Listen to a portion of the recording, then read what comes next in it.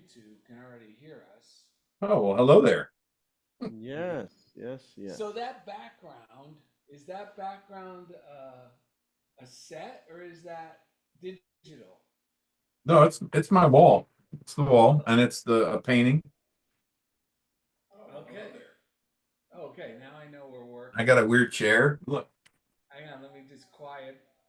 Okay. Hang on, don't move. I want to see that. Where's the chair? I missed it. Oh, Oh, that's a great chair. Where'd you find that? Is that like an antique? in Sedona. Look at this thing, man. Holy man, is that Oh, that's leather? Is lovely. that leather? The whole desk is set up. The whole desk is like this. That's It's incredible. moon, the sun, the moon. It's Sedona, you got that? Yeah. How close are you to Sedona? Hour and a half. Hour and a half? Yeah. That's not bad. That's like from here to Santa Barbara. Love the art behind you. Oh, which one? Pizarro finally let us back in his art studio. Cowboy. Oh yeah, I gotta frame that. That is awesome. It All looks right, Daryl. Daryl's microphone's not working. Oh, it's not? Can you hear? Oh, Oh, right, right. What is that? What's up with that? probably because it's not plugged in. Oh, that helps. There's no cable in the back. Thank you, Jeff. See, Oh, I that's meant why- to. It's funny. I meant to use my microphone today, but I don't think it would help. You sound great. You sound great, man. Hold on. I want to welcome everyone that's out there. How's that? Oh Can you yeah. hear? That's Mic- where, microphones. Are you hearing that rich, manly tone? that is much better. Yeah. I am so excited Jeff is with us. I know Yeah, Kirky's going to be excited Jeff is with us. So, Jeff, you can just mute and turn the camera off, and we'll get this cooking because we got a hard hour to get to. Well, an easy hour. We got to be out at 2. Welcome to The Funniest Thing, Yes.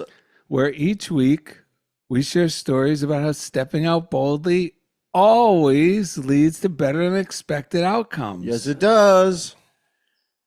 I'm Darrell, I'm Ed. and we're broadcasting live from middle school studios in beautiful downtown Culver City, the heart of Screenland. What were you going to say during the opening? You got Because all of a sudden I heard it, but my brain didn't register because we jumped in so fast. I just want to make sure we were recording the audio for comfort. But then my brain told me you did. Who's this cowboy over your shoulder? If you're watching on YouTube, you can see we're in the art studio. Darrell finally let us have art again. Who is this over your shoulder? Well, I'm not quite It sure. looks like John Wayne type character. Yeah, it's. I gotta frame it still, but yeah, It's beautiful, man. I love it. The colors are amazing. in person, I think it looks a lot better. If you guys are listening on the podcast app, you can go to Funniest Thing with Darrell and Ed on YouTube, and you can see the art Darrell's holding up right now. It is awesome. Man, those colors. Well, this is actually graffiti. so This is gorgeous. it's called solid markers. Oh, yeah. Those are the ones you got me using on my surfboards. Yes, They're it's what the great. graffiti artists use. They're great. Well, I got good news. Relax. Divine order is in effect with the one and only Jeff Spikes coming in after the break. The most mature thing a man can do is to build up his childlike trust in divine order. Think about that. The most mature thing a man can do is to build up his childlike trust in divine order. It releases tension, raises our vibration, and rewards us with good fortune. Oh, look at Lori Fazaro in the yard over there. Hello. Trusting that divine order is always in effect, making arrangements on our behalf, opens our minds to God's guidance. Trusting divine order tunes us into inspired ideas and gives us the confidence to act on them. On this episode, Darrell and Ed discuss how putting faith in divine order, God at work, or good at work, opens the door to a fresh and exciting world of possibilities. And during the second segment, U.S. Marine Corps veteran and quantum strengths consultant Jeff Spikes highlights these facts with today's reading, thanking our way to the top. And thanking actually is a way of thinking. Thankful thinking, that is. So, what do we jump into first? Are we? You know what? How about I should thank Prince? What do you think Yes, about they've that? got All a right. great reading. So in our P.O. Box, funniest thing, P.O. Box 1312, Culver City, California, 90232, we were delighted this week to find 2 books called, what's this thing called? Little prayers. Little Prayers by the one and only Janet Prince, who's been on our show. She's a prayer minister out in Unity of Kanawha Valley, Yep. West Virginia, right? Yep. Charleston, West Virginia. She leads the prayer chaplain program over there. And so I want to read this forward because it's such a great little this book. forward is what we talk about in a nutshell every week. That's right. I am a firm believer that every thought we think and every word we say is a prayer that is always answered yes. That is why it is so important to watch our thoughts and words. When our thoughts and words are positive and life-affirming, we are led to actions which result in a more prosperous life. I have made every effort to structure these little prayers in a positive, life-affirming way. If these words do not speak to your soul, by all means, adjust them to the truth of your being. When we take a little time every day to connect with the divine and really feel the good, our hearts become filled with joy and gratitude. Oh, what an amazing way to live. Seeing you living a life filled with light, love, laughter, and prosperity. If you'd like to get one of these, you can contact Janet Prince at Dancin Purple JP. It's DANCIN. There's no G. Dancin Purple JP at gmail.com. Yeah, it's spelled like in the song, dancing, dancing, dancing, boom, boom, boom. She's a dancing machine. She is known to be a dancing machine. So I'm going to read, because today's show is about divine order. Funniest thing, I threw this in. We wanted to make sure we gave a little shout out about this book, and it came in to be perfect for today's episode, which is Divine Order. I now choose to believe that everything is unfolding in divine order.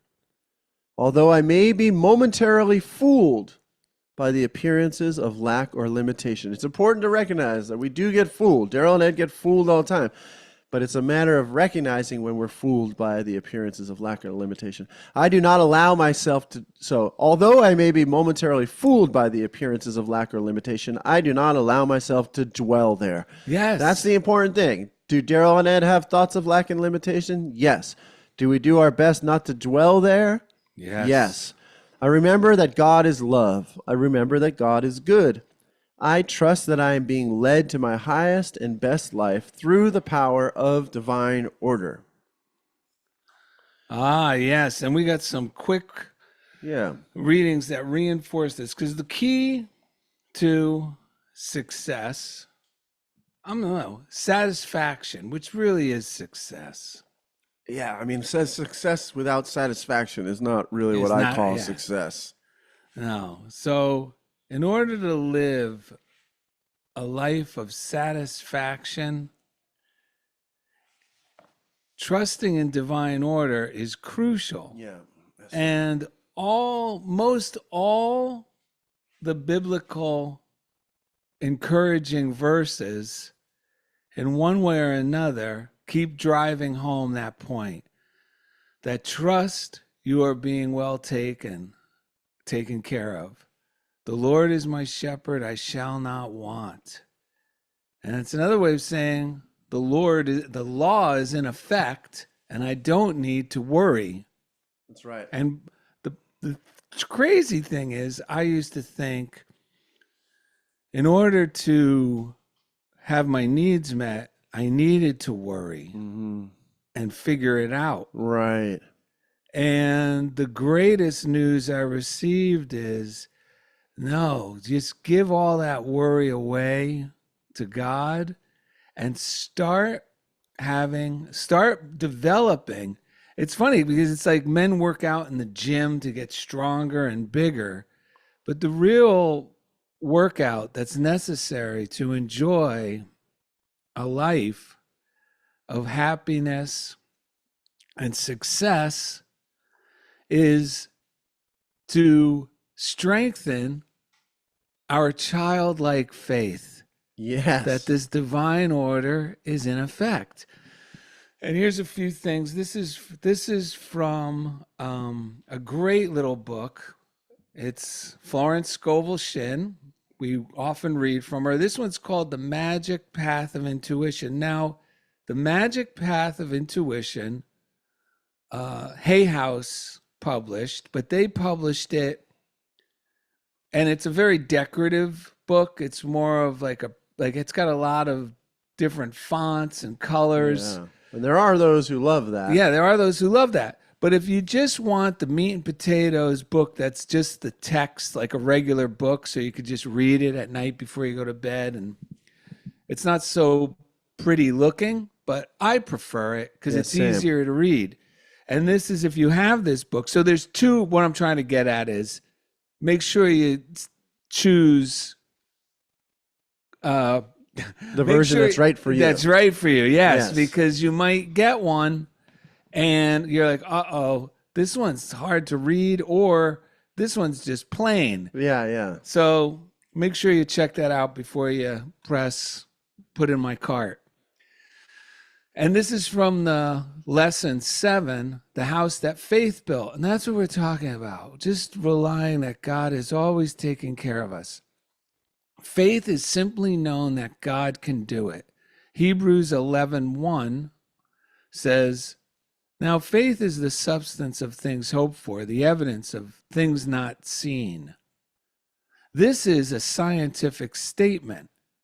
For as we live in a sea of magnetic force called mind stuff, what we imagine is impressed upon this sensitive substance and crystallizes sooner or later on the external. I'm going to read that one more time. Faith is the substance of things hoped for, the evidence of things not seen.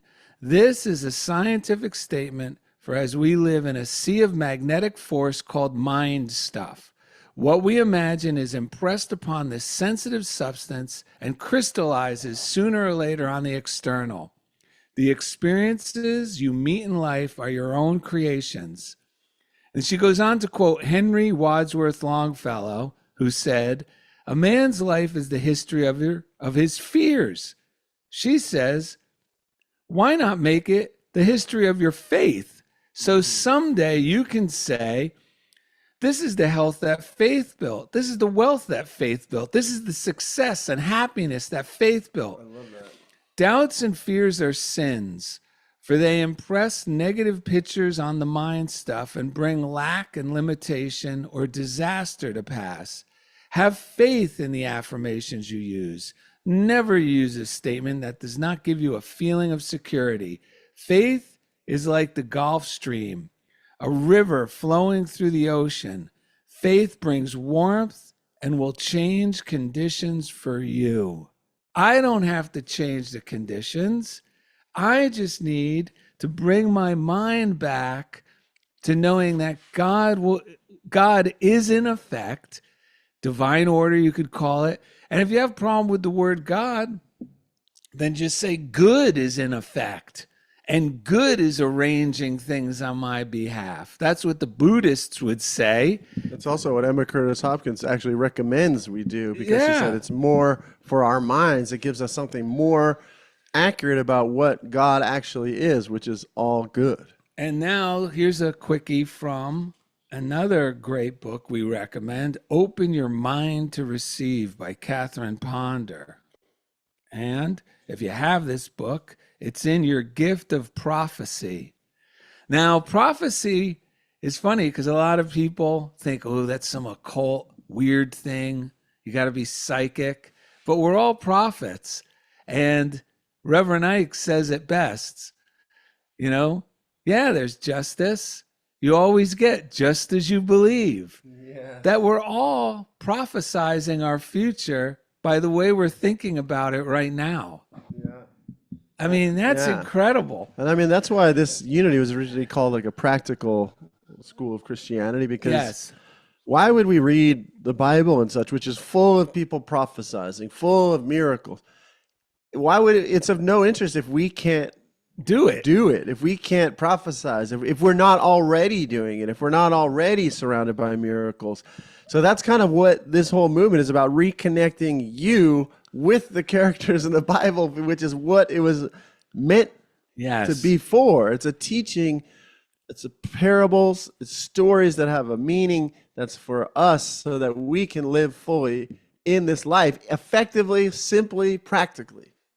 Well, it's funny how we read certain things like the Bible, and all of a sudden we forget to identify with the characters because we mistakenly were taught somewhere that it's a history book. And with history books, we tend to separate ourselves from the characters we're reading about. We're reading about their life and what they did and the significance it had on history. But the real way to read any book, including history books, is to identify with the characters. Children's books are written for the children to identify with the characters. Movies we watch are made because then we start identifying with the characters. Otherwise, we'd be bored.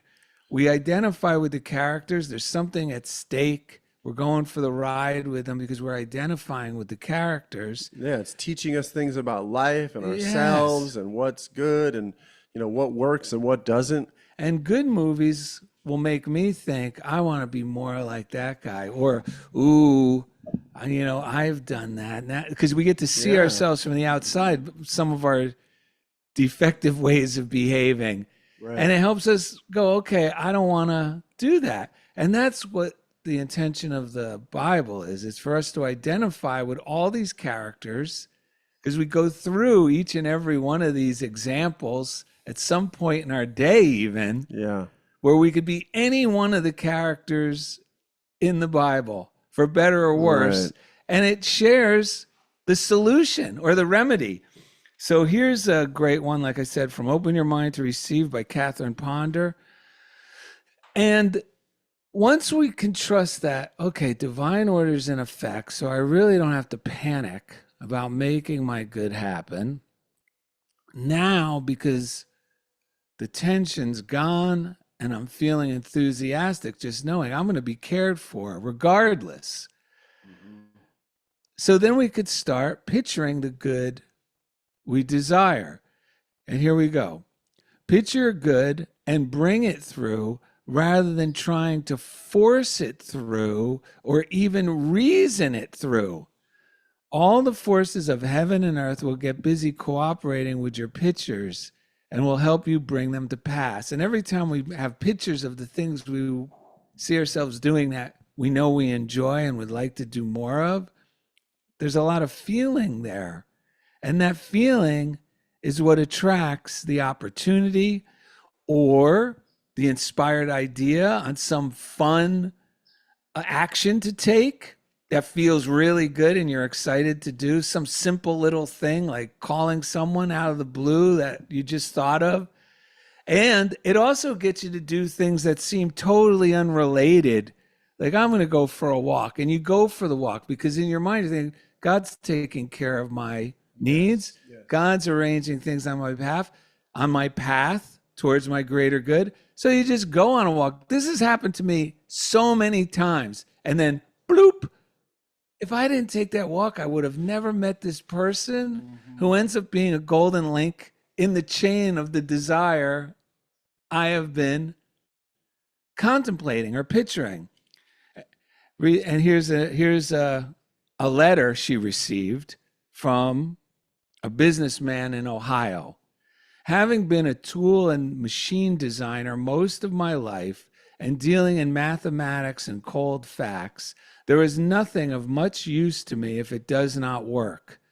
I have found and proven to myself that having unshakable faith, a definite purpose or desire, and the willingness to abide with these principles, plus the faith that God will work all things out for your good, is just as sound a formula as any mathematical, chemical, or physical law.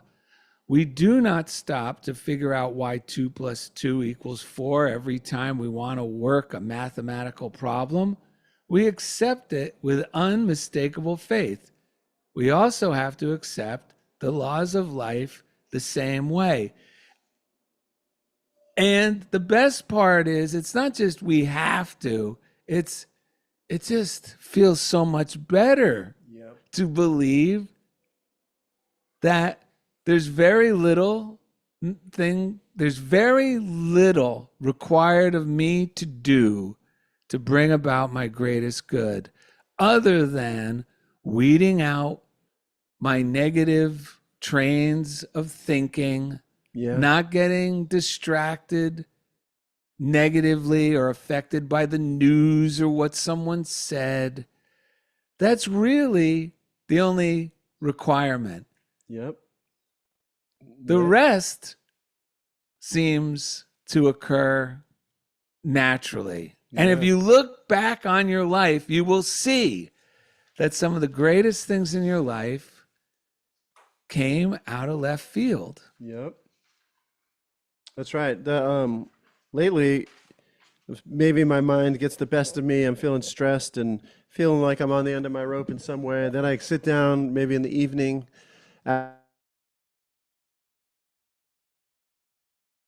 back to my reading, and the thing that changes everything for me is I go, oh yeah, I'm not the one doing it. All the stress is coming from judging myself, me judging others, me trying to figure it out. But the thing that always that gets me back in the flow with life is the real recognition that I'm not the one doing it, that letting go and letting God. I was reading James Decker, Magnificent Decision, fairly recently, and that's what he was saying. When you actually start to make it a practice in your life to let go and let God do it, it changes everything. I got a couple quick readings as well. One is from Foster McClellan, Thoughts for a Friend, which is a great, lighthearted, everyday reader. Yes. Lighthearted is not a head pat. Lighthearted is what you want, something Yes. that's full of light and joy. It says, God is everywhere. God is everywhere. Do you believe this? If you do, then you know that he is here at your point of need. If you have an urgent need for healing, for example, know that God is here as perfect health. If your need is for a more prosperous life, God is here as inexhaustible substance. If you need more friends, a more rewarding position in life, know that God is here as love, life, and power. Yes. Know, too, that the point of need in your life may be present because you have not chosen to recognize the power and presence of God in that area of your life. You see, my friend, the choice is yours. It's up to you to choose to put God at your point of need. Let's balance the book of our life in our favor by choosing to put God on the right side of the ledger where he belongs to meet our point of need. Yes. Now, that's what I've been saying lately. Remember, stop resisting what you think of as a problem. Change it into a project. I read that through Eric Butterworth, and I've heard a lot of other metaphysicians say it. It's not a problem, it's a project. Because if you look at things as problems, then all of life is going to turn into a problem, because there's always going to be projects. There's always going to be things that come up and work through. But bless it and bless that God is working through that project. Yes. You know, and Well, that makes it fun. That makes turns it into fun. because all of a sudden, something that I went, oh my God, I can't believe Yeah. this is happening. But then my mind goes, okay, I can't stay there. right. Okay, God's going to show what's next. This is all going to work out. Nothing happens by mistake. Yeah. And then sure enough, it's like funniest thing. You're not going to believe it. That's right. This and that. That's right. And it might be an area like Foster McClellan saying, it's okay. And Emmett Fox talks about this. It might be one of those areas where you've never let God in before. Yes. So at first it feels scary because my brain is not believing in that area. But once it clicks, like for me with money now, it's taken years, but now my mind is so much more accepting that God is in my finances. And sometimes I forget and I got to put God back there. But now that I'd known that enough, like I didn't have that when I first met Fazara. I didn't have God in my finances like I do now. So if it was scary, but for Fazara it wasn't scary because he already knew God was in the finances. So he was able to keep encouraging me and others like me to keep putting God now. So what I'm saying is once it clicks, it might be scary at first, but now that we've done it enough times, it's exciting. Like, oh my gosh, here's another area of my life that I get to discover that God is working. And that means so much less stress and strain and worry for me. Yes. And that goes with this Mary Kupferle reading, which is from God Will See You Through. It says, trust the Spirit within. Trust the Spirit within, dear friend, to help you relax and let go. Doesn't that sound good? Relax and let go. Well, that's it. Trusting in divine order. Yes. Relax. Trust the Spirit within to increase your health, happiness, and contentment. Trust the Spirit within you to bring refreshing rest, sleep, and renewal each night. Trust the Spirit within to reveal your right companions and satisfying relationships. Trust the Spirit within you to pave the way to effective action and enjoyable living. So you're letting go, but you're not letting go to run away anymore like I used to do in the past. Now I'm letting go and affirming that I trust that Spirit is going to guide me to the good. Truly trust the Spirit within. Your trust frees you from burdens and releases you from feelings of excessive responsibility. To trust the Spirit within enhances the working of your intellectual processes and helps you perceive when the suggestions of others are wise and right for you. To trust the Spirit within brings you inner freedom from heaviness of thought and emotion and lifts you above the strain of difficult living. And I'm just going to give you a quick example. This week, I had spring break coming up. So Sunday night, I had a week. And before I go on spring break, the teacher, there's these progress reports that need to be filled out. There's certain paperwork. This has to be done. And I noticed I had like 10 things going in my head. So instead of it being in my head, Darrell and I are big proponents, I wrote it down on this little note in a joyous way. Everything from I needed beverages for Monday because we were doing a nacho bar for the staff. The little survey that my principal, like every little thing, I wrote it down. In the past, I would ignore these things or try to keep them all in my head. Instead, I wrote a note. I took a picture of it, which I carried with me. And then at the end of the day, I'd come back and joyfully check off, like we talk about this, in amazing ways. All of these things got done. When it really,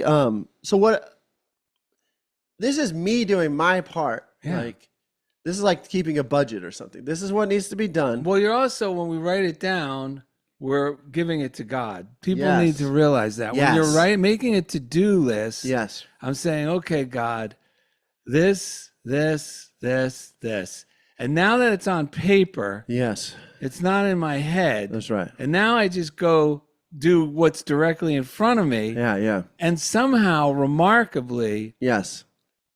these things are opportunities for these things to be handled effortlessly now present themselves. That's right. And so it's such a silly, simple little thing, but it also so when I had a little free time, I knew I wanted to leave when the bell rang early, 1:45 Friday. I wanted to be, for the first time ever, just done with everything. So I'm writing. So I knew what my things were to do. So if I had a few extra minutes here, I'd do a little bit of any of these things. And I also just kept reminding myself, it's not me that's doing this, it's God. This is a big thing about really living, letting go, letting God, trusting divine order, right? So as I'm going each day, I'm like, wow, I did this. At the end of the day, I cross it off.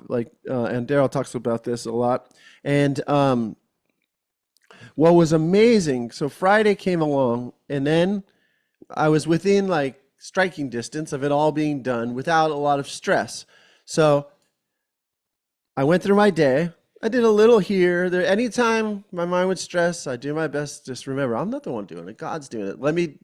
I would continue, I wanted to get all this done, but instead I had a student, and I had promised that student we were going to watch the Bake Show together because it's Friday, and he so I stopped doing the stuff on the list and did the fun thing. This is the important thing. So it's have the list. Every time it comes up, now just bless it as being done, and then take an inspired step in any direction as long as it's inspired. Not oh, I got to do this. I got to do inspired steps to get this. No. Any inspired step will keep you in the flow with God, right? So what blew my mind was on Friday at 1:40, maybe 1:20, 1:05 it was. And I had the biggest thing for my job at this time is these progress reports for each of the students. At 1:05, and this was without any stress, I sent out my last one. But what was amazing was there's two people around me, and I don't think they're doing this. And they're stressing. One of them's mad at someone. One of them's putting themselves down. I would do that. Yeah, if I didn't learn this. This is we're talking about how stories teach us lessons. Talking about this out loud is helping me even more because it was like a parable. The one person who let it get to their head, they were mad at someone at the district. Yeah. The other person was kind of laughing, but also putting themselves really far down. And neither one of them got all their stuff done. At 1:05, I got done. And then I thought about, I watched the Great British Bake Show. And this is not new, but on that show, the guy Paul Hollywood who I love, he said, you can always tell which bakers kind of by how clean their workspace is. By the end, who's going to be able to keep going because the pressure keeps getting it. And he's like, because he said that's a reflection of their mind, the clutter, and I mean, and we're artists, so you got to take all this with a grain of salt. But in my case, there are certain areas that I do now I've learned, like I just recently I organized my desk. So the first time in 4 years at that school, I actually have a desk. I filed all the papers. I cleaned up that space. So at 1:05, I finished all my progress reports. Everyone else is running around. I'm organized. I'm like things that I never thought I would be that guy. My desk looks beautiful. Yeah. I clean off the whiteboard. I actually went around and gave my staff some like heartfelt how much I appreciate them. Sent a text to the assistant principal, the principal appreciating them. And at 1:45, the bell rang, and I was light as air leaving. Yeah. And in the past, I'd be like kind of somewhat commiserating with the people, but I was just like kind of chuckling to myself, like, wow, this stuff works. Because I used to be in those frenzies, and now I'm so relaxed. It was amazing.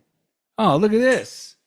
We're right on cue. And it goes right into our breaths, too. Into our breaths, and then we're bringing on Jeff Spikes. Yeah, let's thank our Patreon people, by the way. You contributing to the show helps so much. But let me just tell you, if you're contributing to this show, one of the reasons Darrell and Ed do not have, whether you're listening to this or watching it, we don't have any annoying ads. We don't break up our show with ads. Right. There's nothing here. It's clean. It's just the stuff that you want that's helpful to hear. Yes. And that's only because of all of you who contribute through Patreon. Yep. Otherwise, we'd be like the other shows, because I listen to a lot of podcasts, and I got to tell you, the ones with the commercials in the front, it's like getting smack, smack, smack, smack. And I try to go forward. Yeah. And then I go forward too far. Right. And I try to get back. And then in the middle, there's another like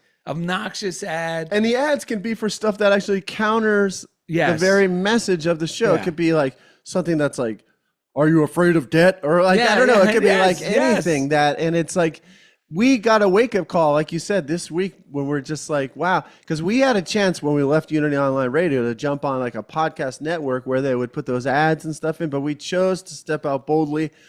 And then this Patreon came along, and it has been a godsend. And like you said, all of you have been godsend. So please continue to contribute. It makes this show remain commercial-free, ad-free, and just all about the stuff we want to focus on during the time you're listening. And it's patreon.com, patreon.com/funniest thing. We want to thank the chief engineer, Jeff Comfort, each week. He takes us right into the comfort zone.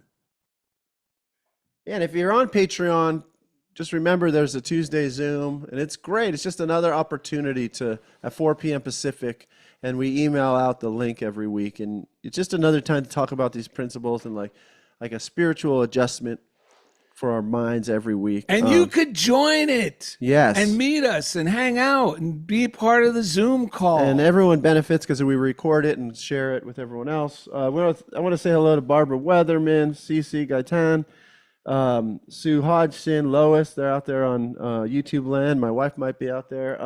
Cece said, by the way, I've watched Of Course You Can with Ed a few times. Yep, I'm weird.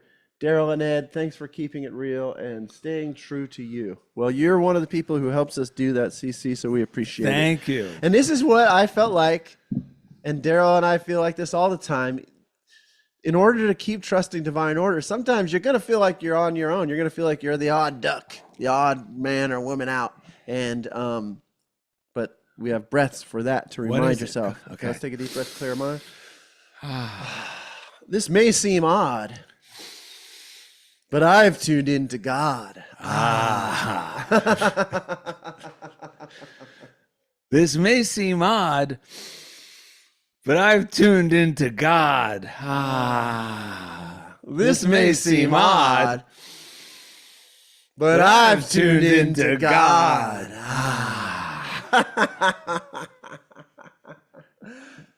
That reminds me of like an old cigarette commercial. Yeah. Enjoy a delicious. I'd rather fight than switch. Coming up next, U.S. Marine Corps veteran and quantum strengths consultant Jeff Spikes highlights these facts with today's reading, thinking our way to the top. Thank you for listening to Funniest Thing with Darrell and Ed, live from middle school studios in beautiful downtown Culver City, the heart of Screenland. All right, Jeff can make himself visible You and gonna go tinkle? audible. Yes. Oh boy, it's Saturday. Jeff Spikes is in the house. Yep. We're hanging out with our YouTube folks right now. This part will not be on the audio podcast later, Jeff. So, yeah. But we can't wait to Art talk will to not you. be on the audio podcast. Yeah, no, this is the beauty of the YouTube live is people get to hang out before. We don't even edit it. Nice. It just goes up. You get to hang out in the studio with us, catch a little banter, and then we send the audio to Jeff Comfort, and he cuts it down into like the proper podcast version, which is cool. Love it. Yeah, and that one's cool because it has our music and all that, different in and out music, which I recorded myself years back. I'm actually in the process of recording a new record called "This Is So Much Weirder Than You Think." Which is what I remind myself when I start stressing about the world or something in front of me that seems bad or blah, blah, blah. I just go, I didn't make this up because I'm smart. My intuitive voice when I was getting stressed, I'd be meditating and didn't quite know how to move forward, kept telling me, Ed, this is so much weirder than you think. Stop stressing. And so then I started, and I like that. It's so much weirder because that's life. It's so much weirder than we think. So I'm excited now that we're to be doing some new music. Oh, that's awesome. Oh, man. So you're going to be with your grandkids today? Is that what it is? Yeah, I'll leave this. I'll go hang out with them, and who knows what else. Yeah. Fun. That's cool. I'm loving the brick and the art. Painting is called Strive. Nice. Is it like a basketball player? It's reaching for the sun, but I thought it was a basketball when I first saw it. Yeah, no, I like that's a good combination of different ideas. I'm going to use the rest of it. I'm going to tinkle, but if you wanted to kick it off with Jeff, you can. I'll be right back.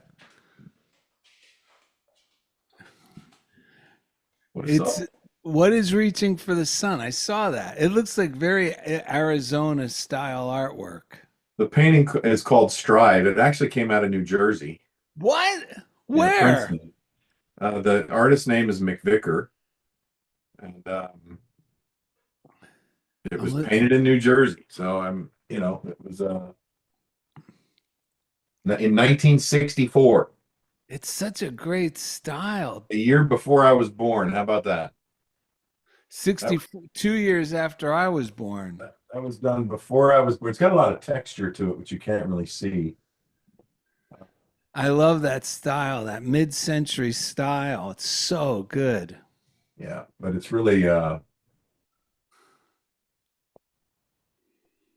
called Strive. That's the name of the painting. It's perfect. It's an original. I really like it. Well, should I start the show? Do whatever you want. Are you ready? You are free at choice to do what you want. Any old time. Wait, good. Song. It's here. We could start. All right. Are you going to bring us in? Sure. Okay. Oh, good. Ed's here. Oh, It's always better to start with Ed. Oh, my God. This is getting better by the second. All right, everyone. Welcome back to Funniest Thing with Darrell and Ed. Today's show is called Relax. Divine Order is in effect with Jeff Spikes. I was just in Darrell's library, if you will, picked up a little Catherine Ponder, and it said, griping can make you sick. It said, negative thoughts of all manner can make you ill. And I thought there's a person in my life who's always texting me. It's a new illness and a new gripe. Let it go, folks. Trust in divine order. Jeff Spikes, man, welcome to the show. Jeff Spikes never gripes, to me anyway. He's not the type to gripe. Not the type to gripe. Always a poet. Welcome, man. How are you? Fantastic. It's great to see you guys. It is great to have you, man. So, what have you been up to? Well, you've been listening to the beginning of the show. Yes. You got what's percolating in that brain of yours?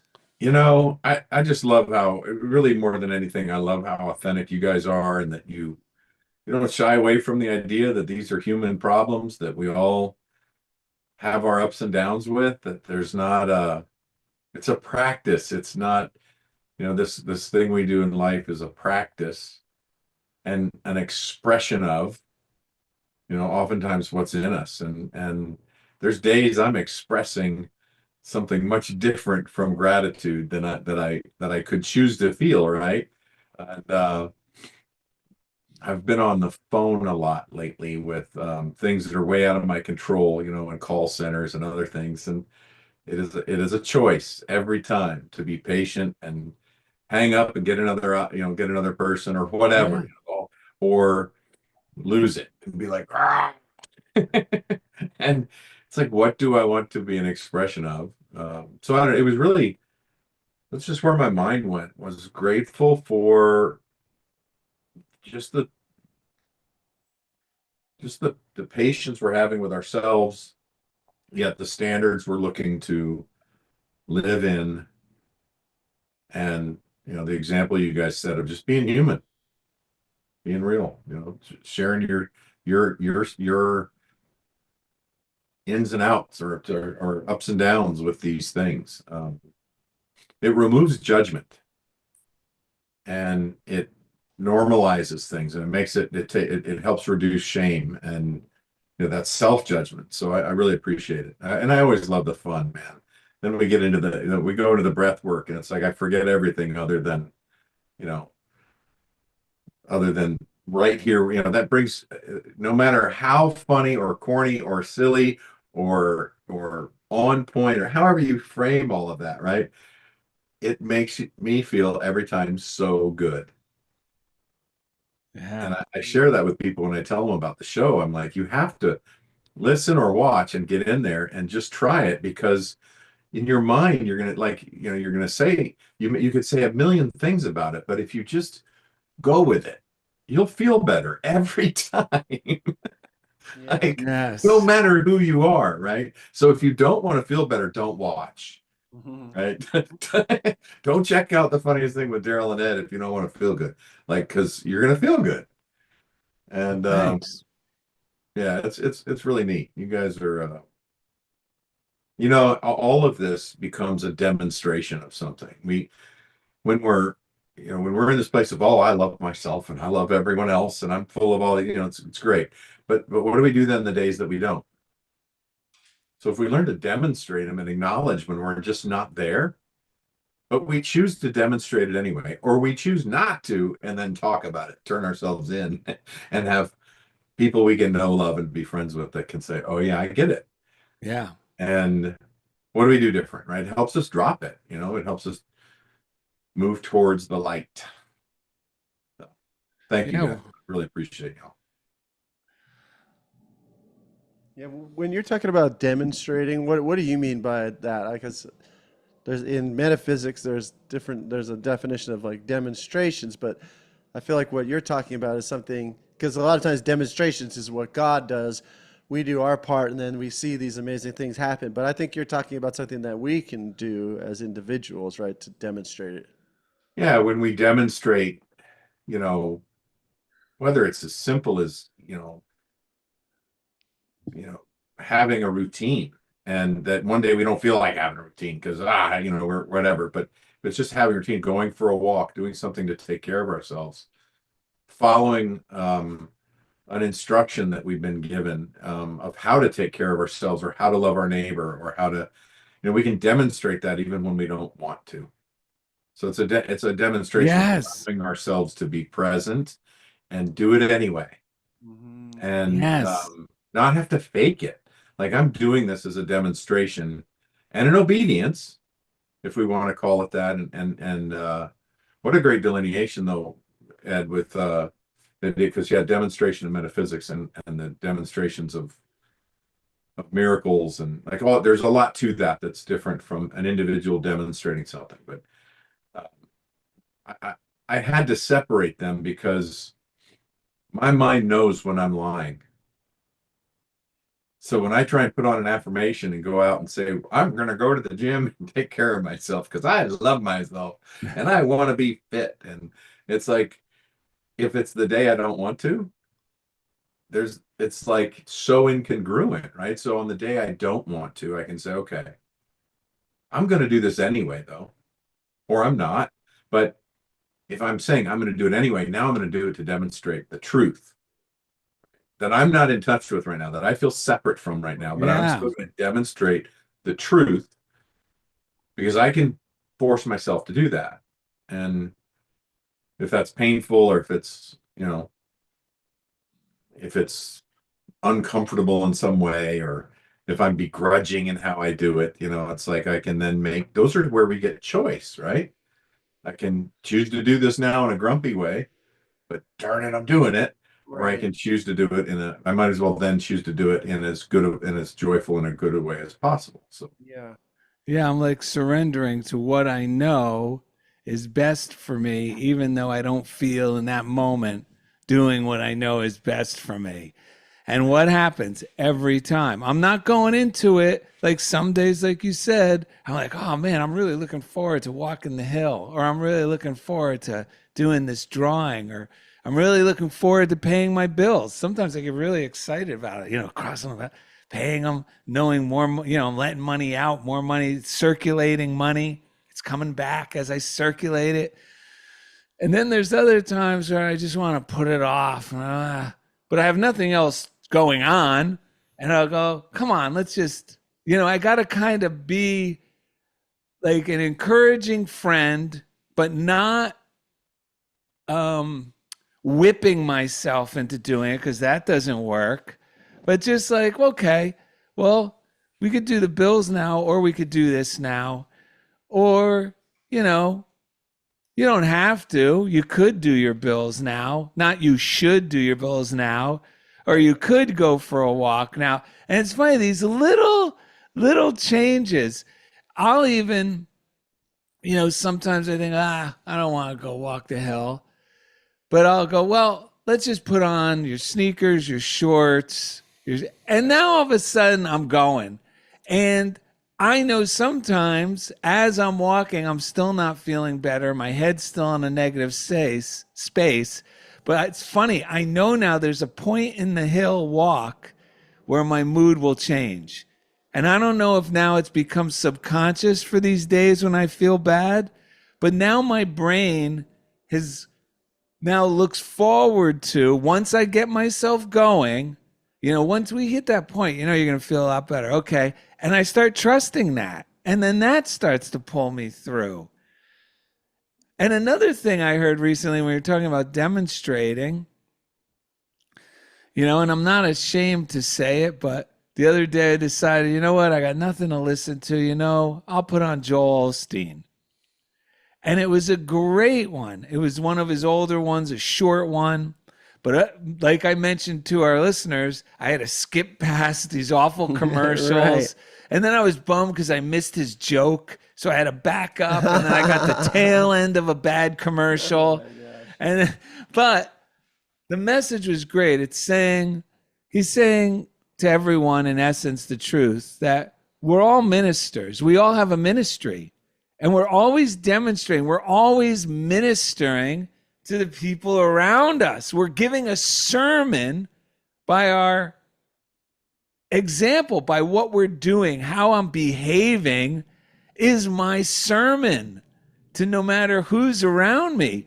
So it kind of makes you, wait, do you want to be a good minister, or do you want to be a rotten minister? Because that's the truth. We're all ministering to our congregation. And it creates a ripple effect. yeah. You know what I mean? If I'm doing things that I'm embarrassed, that I'd be ashamed to do in front of a real ministry, but somehow I forget because these people in my mind, they're not as significant. I'm not seeing them in that moment as significant. So I kind of ignore them, or this guy cut me off earlier. Now he wants to get in. I don't need to let him in. But what do I want to be? Because here's the thing. When I act kind, I never feel bad about it. I always feel good. But when I'm not kind, even when I think I'm justified, I don't feel good afterwards. And that's why letting the guy in who's trying to get in, even though he went down the shoulder, you know what I mean, and did something unsafe and illegal, I could go, screw this guy. Now he wants to get in after it. No, let him in. And every time I let him in, I feel better. And I really feel great when they wave. Then I'm like, oh my God, I love this guy. And I forget that I hated him 60 seconds ago. You know, so where do we want to live? Where do we really want to live? It's like, I don't know why this popped into my head, but it's as simple as putting the toilet seat down. and that could be an expression of love, or it could be something we just forget, or it could be, you know, whatever. It could be a lot of things, but I don't know why that popped in my head. But Well, it's something that simple is acknowledging that I'm not alone. Well, listen, folks, I just want to tell the audience a little secret. This is because this is coming from a man who has 2 daughters. You know, he's lived with women ever since I've known him.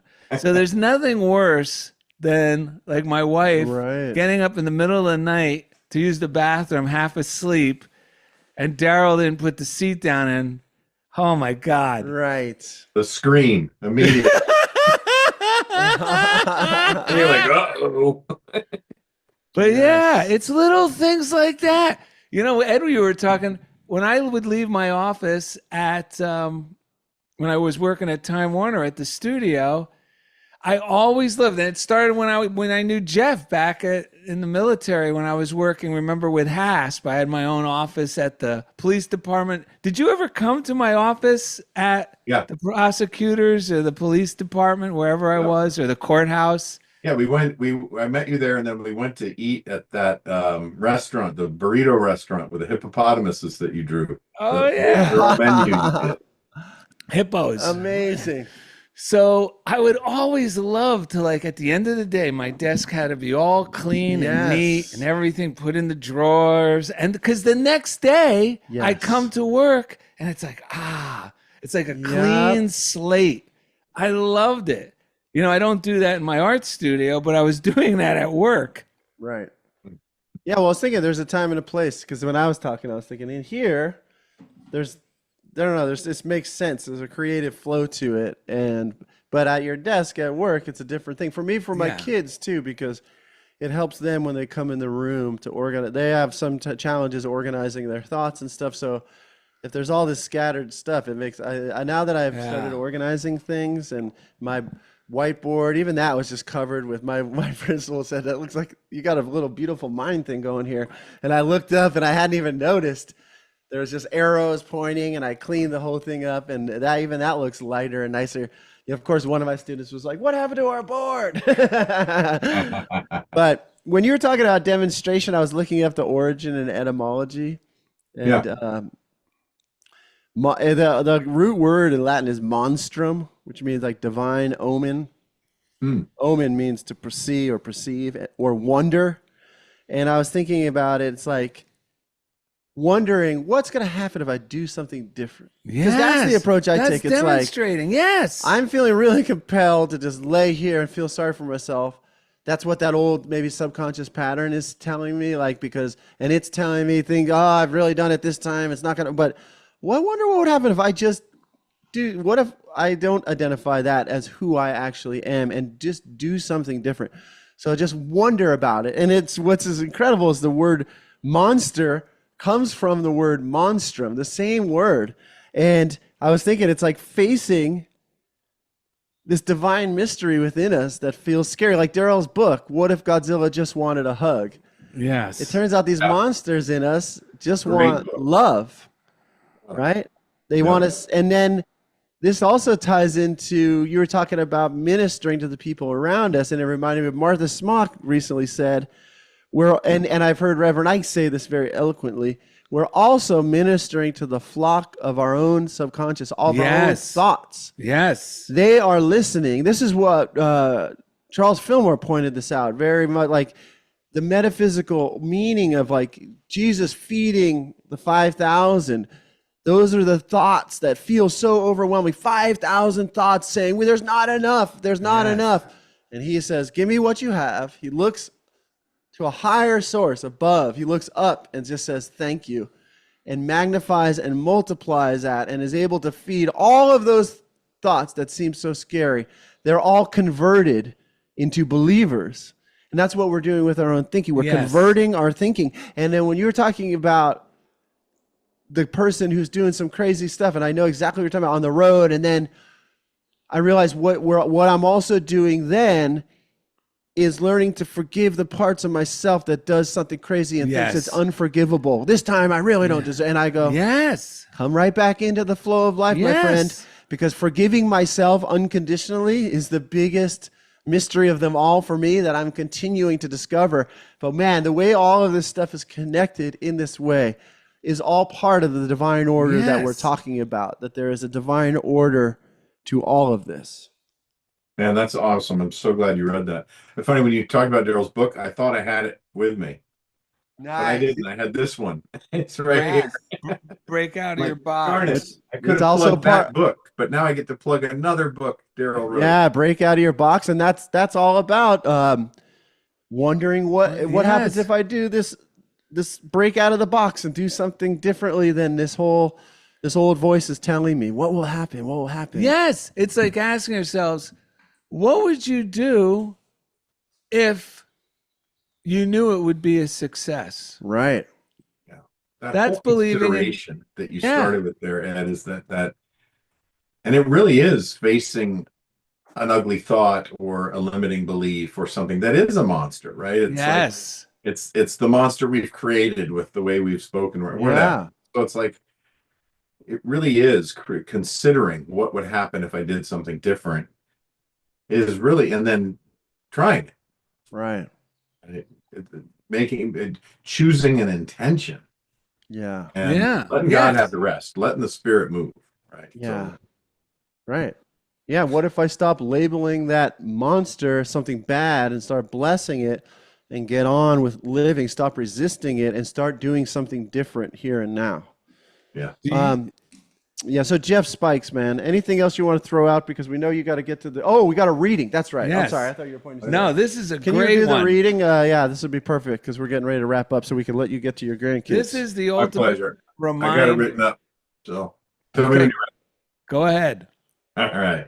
This is a reading by Joyce Kramer. Yep. Today, I give thanks to God for my many blessings. Pause to give thanks and remember your many blessings today. Too often, we keep our attention on what we do not have, and we forget all the blessings we are presently experiencing. Take a few moments to consider what your blessings really are. Think about your life, and you will feel a great sense of thanksgiving well up within your heart. Give thanks to God today for your good. Your very act of thanksgiving will quicken a new spirit of appreciation. Thankfulness builds faith. Thankfulness creates joy. Thankfulness points the way for increased good. Thankfulness sets into motion an endless cycle of good that will enrich you in mind, body, and affairs. Make today your day of thanks. Give thanks for peace, for life, for family, and for friends. Give thanks for the glorious world in which we live. Give thanks to God the Father at all times and for everything in the name of our Lord Jesus Christ. And that last one was Ephesians 5:20. That's thanking your way to the top. That is thanking your way to the top. That's thanking your way to the top. That's great. Hey, we got a story off the business TMZ business edition. Take a listen. Usually I know you don't share this kind of confidential information, but apparently Jeff Spikes was consulting with a Fortune 500 company. On the first day, he noticed that the CEO walked around looking rather down, and it was rubbing off on everyone in the office. Jeff took the CEO aside and asked him to describe himself. The man replied, Well, I'm a walking economy, you know. Jeff was curious. How so? The CEO continued. Oh, Jeff, yeah. How the CEO continued. My hairline is in recession. My stomach is always in inflation. And these two together bring me into a deep depression. Terrible. That sounds like someone Jeff could work with. I think Jeff could help that man. Yes. Oh my God. Well, Jeff Spikes, thank you, buddy. Love you guys. Yeah, we're going to sing it out here in a minute. I want to thank everyone on the YouTube. Everyone, don't forget to thank you for being a part of Funniest Thing with Darrell and Ed. Subscribe, share the show with your friends, hop on the Patreon. Let us know how you're living. You're right. Yeah, let us know how these principles and these shows are affecting you, like ways that you're applying it and experiencing the funniest things. It makes the show so much better when we have input from you all. And now we just want you to jump aboard. we know Jeff Spikes is always all over the place, but did they know? Wait, Jeff Spikes is actually the conductor on this train. That the next stop we make will be England. Tell all the folks in Russia and China too. Don't you know it's time to get on board and let this train keep on riding on through. People all over the world, join hands, start a love train, love train. People all over the world, join hands, start a love train, love train. Woo-hoo! The way we sang it really sounded like a train. Yes, it did, man. We were really picking up steam. All right. Have a great day, Jeff. Thank you so much. We'll talk to you later. That was great, guys. Have a